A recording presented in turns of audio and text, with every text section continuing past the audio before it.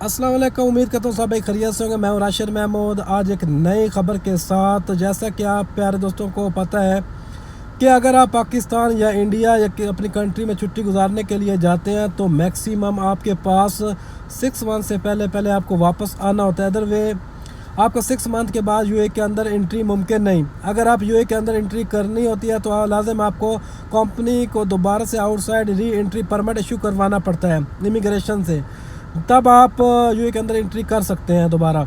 इसके अलावा एक और चीज़ भी मैं आपको बताता चलूँ, ये एक न्यूज़ आई है कि इन केस अगर आपका 6 महीने से ज़्यादा ओवर स्टे हो जाता है आउट कंट्री में तो इस वजह से आपकी कंपनी आपका वीज़ा कैंसिल कर देती है, यानी आपका क्या करते हैं, वीज़ा कैंसिल कर देते हैं। इस कंडीशन में आपको री एंट्री यानी नया एंट्री परमिट इशू अप्लाई करना पड़ेगा।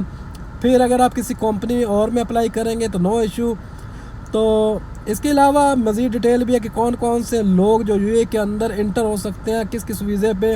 अगर उनका 6 महीने से ज़्यादा टाइम गुजर जाता है तो उनका यूए की इमिग्रेशन की परमिशन के बगैर इंटर हो सकते हैं। इसके मैं पूरी डिटेल बताने की कोशिश करूँगा। जैसे कि आप प्यारे दोस्तों को पता है कि 18 अप्रैल से यूए गवर्नमेंट ने नए वीज़े की स्कीम जो है वो लॉन्च की है, जिसमें गोल्डन वीज़ा भी है, ग्रीन वीज़ा भी है और भी वीज़ा की बहुत सी कैटेगरी लॉन्च की है। तो मैं आपको बताता चलूँ, जो गोल्डन वीज़ा होल्डर हैं उनकी स्टे की लिमिट का कोई मतलब उनकी स्टे का कोई लिमिट नहीं है, वो बाय टाइम गुजार सकते हैं, यानी उनके लिए कोई इशू नहीं हो। 6 महीने के अंदर उनको आना है, इसके लिए उनके लिए कोई रूल नहीं है। तो इसके अलावा गोल्डन वीज़े की भी कुछ कैटेगरी है जिसमें मतलब लोग आउट कंट्री 6 महीने से ज़्यादा टाइम पीरियड गुजार के वापस आ सकते हैं।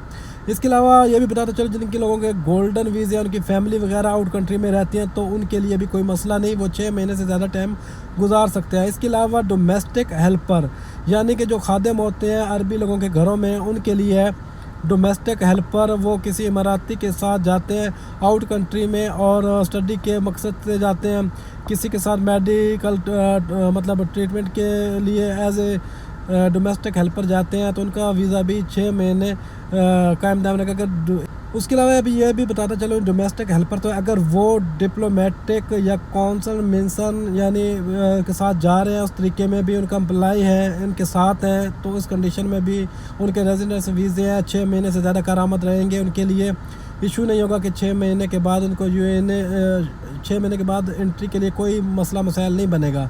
वो एम्प्लाई इसके अलावा जो मतलब उनकी कंपनी भेजती है, किसी मतलब कोर्स के लिए भेजती है, किसी स्टडी वगैरह के लिए भेजते हैं तो उनका वीज़ा भी करामत रहेंगे।